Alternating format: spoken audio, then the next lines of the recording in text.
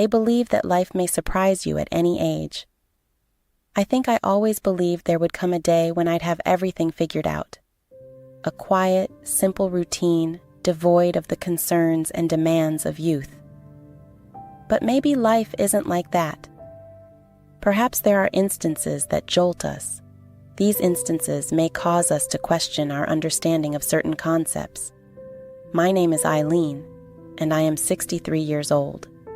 After a career as a school principal and having 2 outstanding children, I assumed I understood who I was.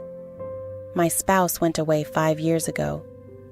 Since then, I've established a life of calm routines, morning walks, gardening, and keeping up with family. I thought I'd left excitement and spontaneity behind in my youth, but something altered recently in ways I can't quite understand. It began so gently that I hardly noticed a lingering gaze, a quiet moment, a connection that seemed harmless until it wasn't. My son Adam has a buddy named Caleb who has been close to our family for many years. He was like a son to me, someone I had always trusted and respected. But something changed in the span of one day. There was stillness between us. That felt strange, like something unspoken that neither of us knew how to confront.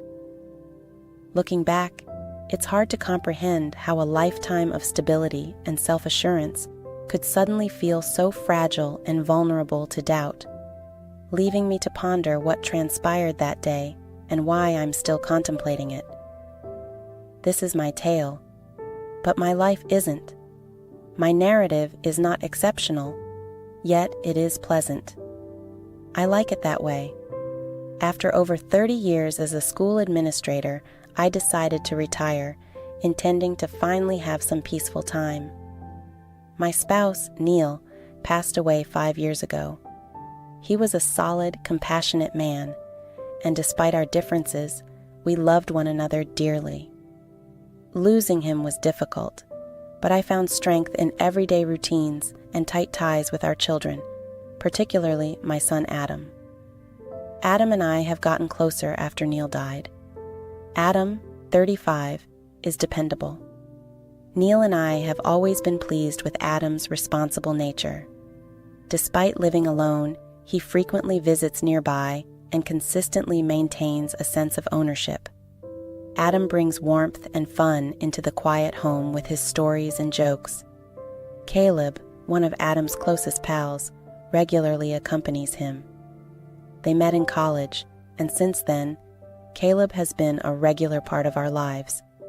At 37, he's built a successful career in engineering, and his stability and dedication remind me so much of Neil's.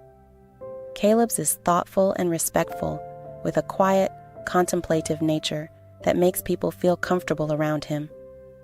I've always felt very fortunate to see Adam and Caleb remain close over the years.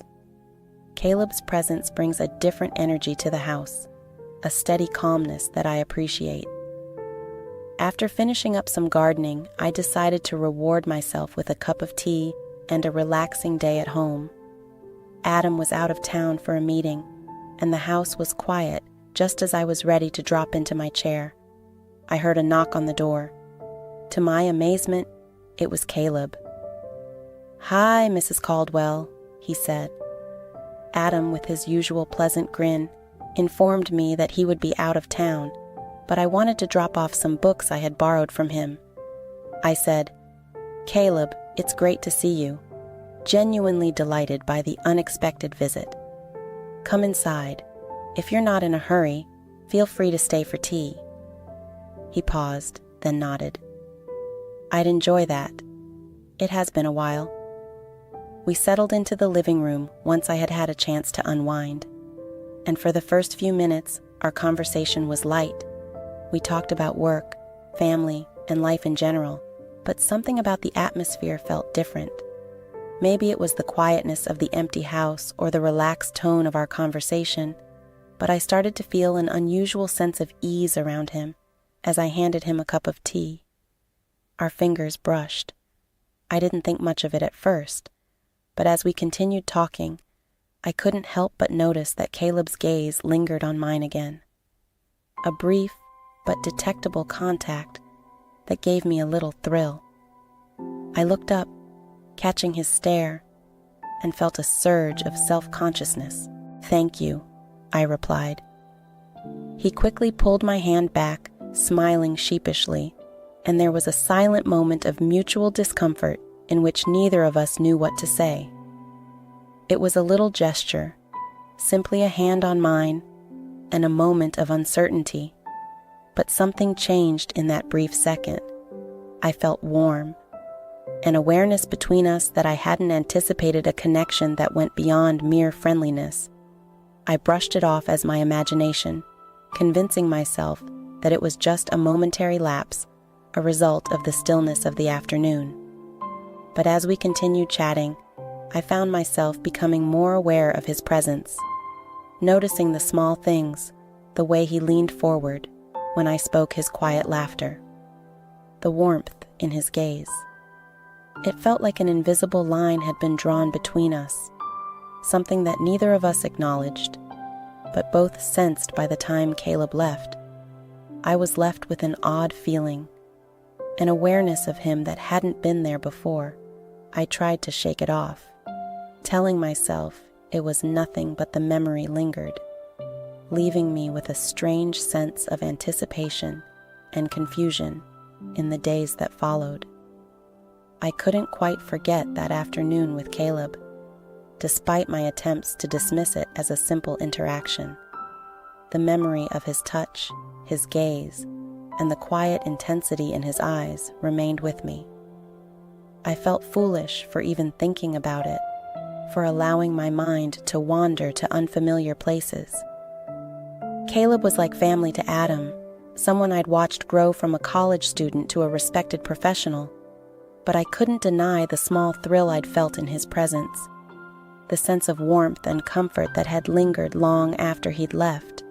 I found myself wondering if he'd felt it too, or if it was simply my imagination, a passing feeling brought on by loneliness and nostalgia.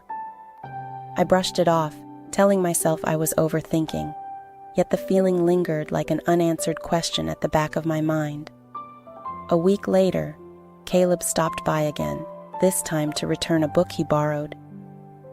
He seemed relaxed, and I invited him to sit for a while, feeling the same warmth I'd felt before we talked easily in our conversation, flowing from light topics to more personal ones.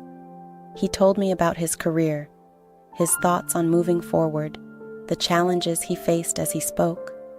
I felt a sense of pride, like a mother watching her child grow into adulthood. But there was something else too, a growing awareness of the way he looked at me, the attentiveness in his gaze, the unspoken connection that felt both natural and unsettling. Our conversations became more personal, and with each meeting I felt the unspoken tension growing. It was subtle, a quiet understanding that neither of us acknowledged, but both felt I tried to convince myself it was nothing, simple friendship. But deep down, I knew there was something more, a feeling I hadn't expected and didn't quite know how to handle. Over the next few weeks, Caleb's visits became more frequent, and each time he stopped by, I felt a mix of excitement and guilt. I loved his company and looked forward to our chats, as well as the warmth and understanding he brought into my life. But I was also becoming more uneasy. There was a quiet fear that I was going too far, allowing myself to develop feelings that weren't appropriate for our relationship one evening. As we sat in the living room discussing an old family photo album, I realized just how much I'd come to enjoy his presence. We sat in the living room discussing an old family photo album. I realized just how much I'd come to enjoy his presence. We laughed over memories and shared stories, and for a moment I felt a sense of companionship I hadn't felt in years. But as he leaned in to look at a photo, his arm brushed against mine, and I felt my heart race.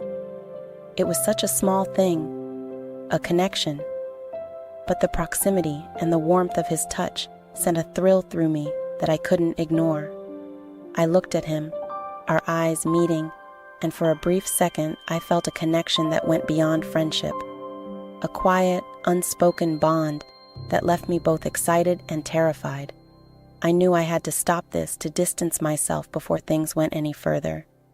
Yet each time I tried to convince myself to end our meetings, I felt a pang of regret, a longing for the comfort and warmth he brought to my life. I couldn't deny the loneliness I'd felt since Neil's passing, the quiet ache that had become a part of my everyday existence.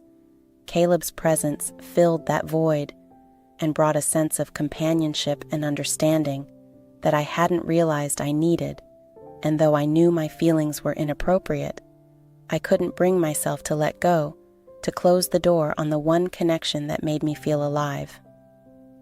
One evening, with Adam still out of town, Caleb came by to drop off some groceries he'd picked up for me.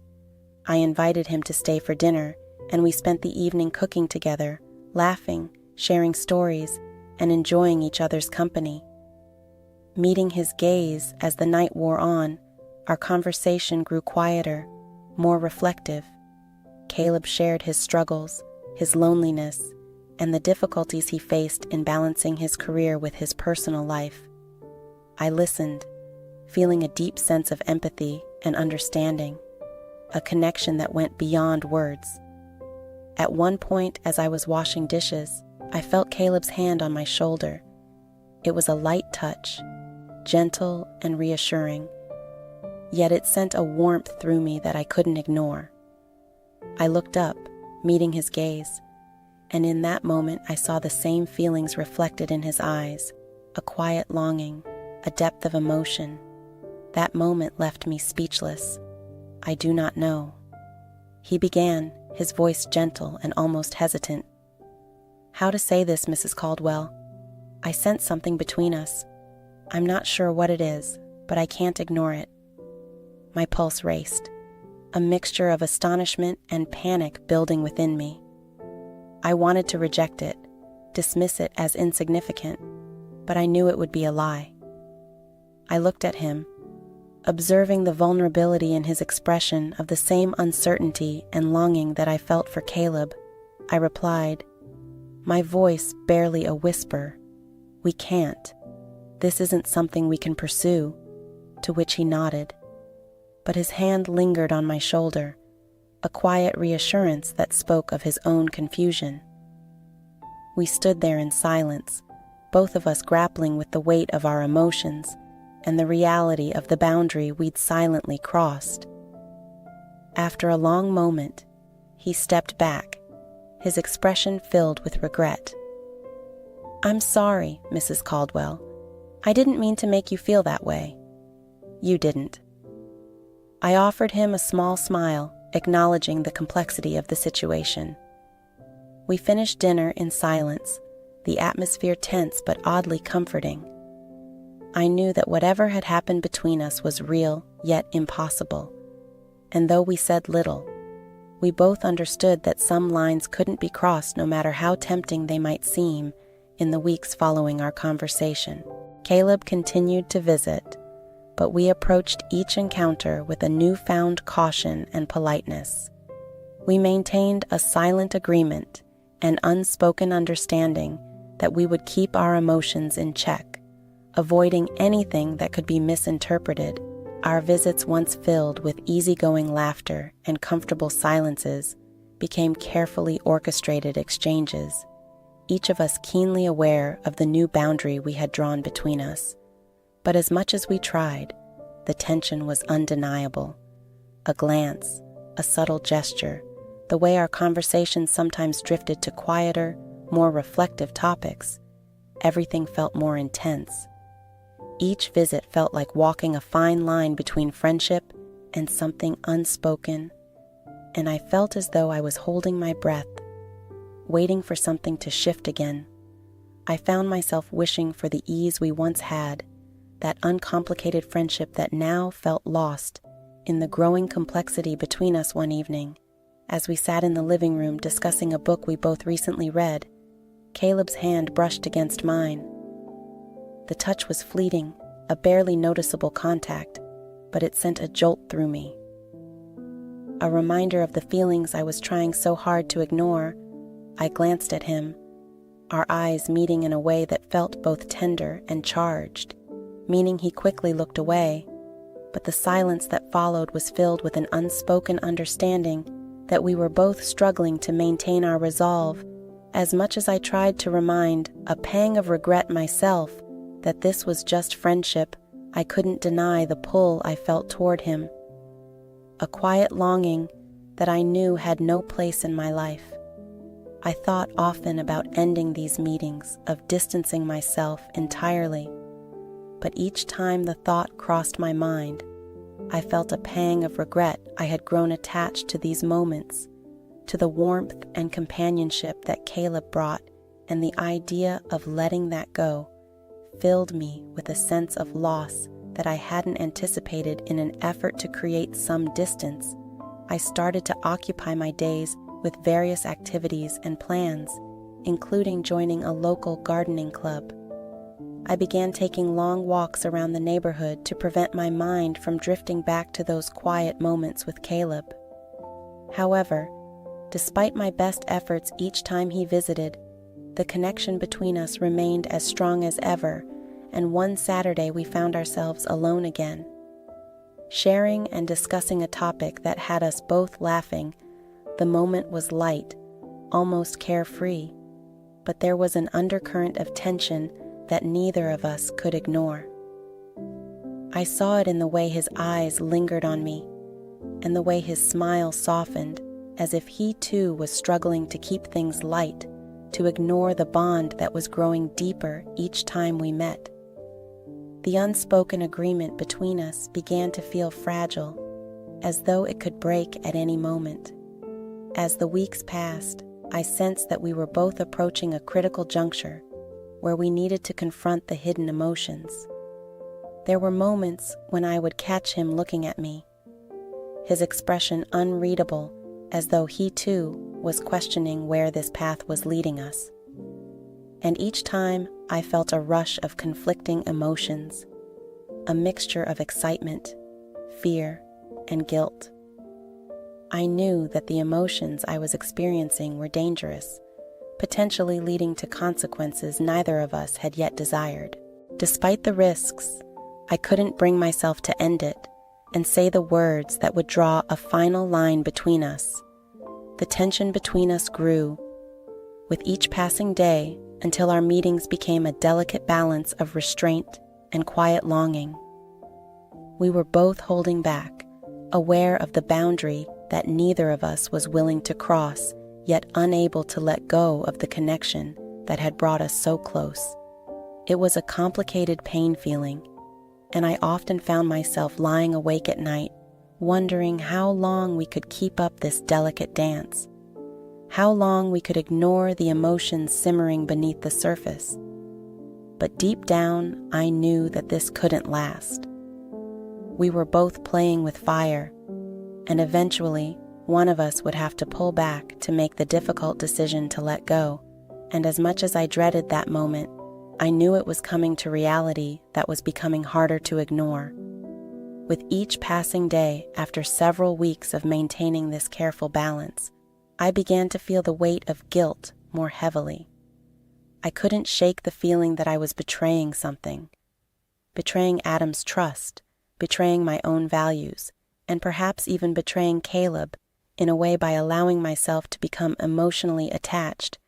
I was indulging in something that had no place in our lives, something that could only lead to hurt and regret. Each time I thought of ending our connection, I felt a pang of sadness, a reluctance to let go of the one bond that had brought warmth and meaning to my days. But I knew I couldn't continue like this.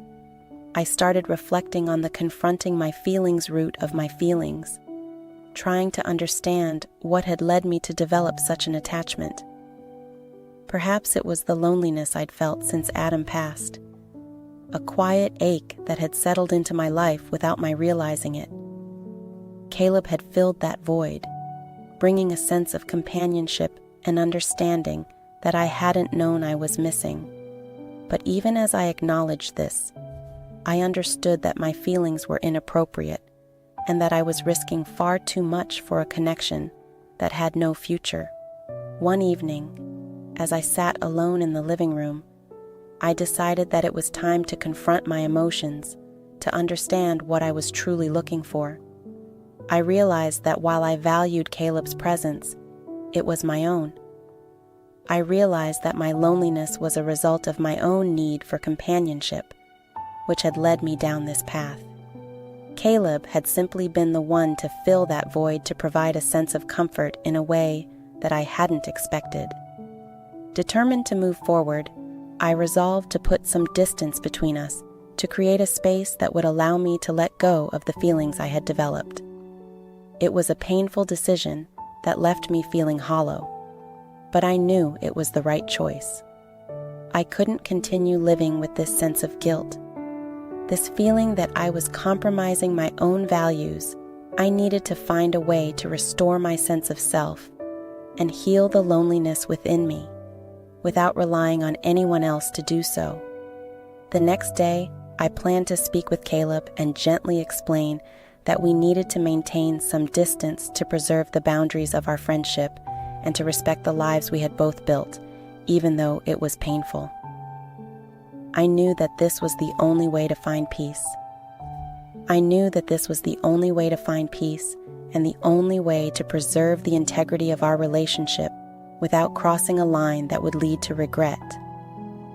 As I prepared for the conversation, I felt a mix of sadness and relief, a sense of closure that allowed me to look at the situation with a clearer mind. I knew this was a necessary step, a decision that would ultimately help me move forward and let go of the feelings that had complicated my life in ways I hadn't anticipated, even though I knew it would take time. I felt a quiet sense of determination, a belief that I could find my way back to the peace and stability I had once known. Our final conversation felt bittersweet, a quiet ending to something that had brought both joy and confusion into my life. When Caleb arrived that evening, I invited him. In feeling the weight of the moment, the sense that this was our goodbye, we sat in the living room, each of us aware of the tension between us and the emotions that had been building over the past few months. I struggled to find the words to express everything I was feeling without hurting him or complicating things further. "Caleb," I began, my voice soft but steady. "I've been thinking a lot about everything about our connection, and I think it's best if we create a bit of space. I've valued our friendship so much, and I don't want to lose that. But I also don't want things to become more complicated." He looked at me, his expression filled with understanding, but also sadness. "I understand, Mrs. Caldwell. I never meant to cause any tension or make things difficult. I felt a pang of regret and sadness that I hadn't anticipated in you. You haven't done anything wrong, Caleb. It's just, I think I let myself become too attached, and I need to take a step back to focus on finding that sense of peace within himself." He softly nodded. For a brief moment, there was a hush between us, a silent acknowledgement that our meetings were coming to an end, marking the conclusion of a chapter that had been both significant and filled with unsaid emotions. "I'll miss you," he said. His voice was barely more than a whisper, and I responded, "I'll miss you too." I felt a lump form in my throat, but this is for the best. It's what we both need. We shared a long, silent look at each other, processing the finality of the moment and the realization that this was goodbye. I felt a wave of emotions, relief, sadness, and a quiet gratitude for the connection we had shared, even if it had been brief and complex, as Caleb rose to reflections. He gave me a gentle hug, a warm, comforting embrace that felt like a farewell to everything we had shared. When the door closed behind him, I felt a sense of emptiness, a hollow ache that I knew would take time to heal, but I also felt a quiet strength, a sense of peace that I hadn't felt in weeks, confident that we had made the right decision, both taken a step toward preserving our lives, our values, and our integrity. In the days that followed, I found myself reflecting on our bond in the moments that had brought us close and the emotions that had threatened to pull us apart. I realized that while our connection had been intense, it was also a reminder of the importance of boundaries and the need to protect the relationships that define us. Though I missed Caleb's presence, I knew that ending things had been the right choice, a decision that would allow me to move forward with a sense of clarity and purpose. And as I looked toward the future, I felt a quiet determination to find peace within myself, to heal the loneliness that had led me down this path, and to embrace the lessons I had learned along the way.